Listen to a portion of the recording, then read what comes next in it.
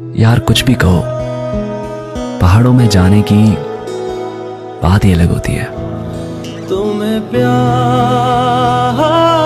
कब तक हम करें। কেদারনাথ এর আগেও আমি গেছি, আমরা গেছি আর কি।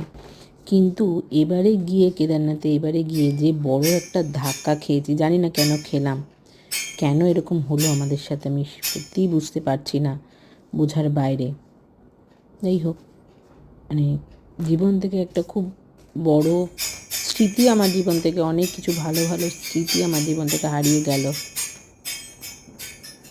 যেটা হয়তো কোনোভাবেই মেনে নিতে পারিনি, তখনও মেনে নিতে পারিনি, আজও মেনে নিতে পারি না। তাই হয়তো সেই বিভিন্ন কারণের জন্য আমি ভিডিও পোস্ট করছিলাম না এইসব।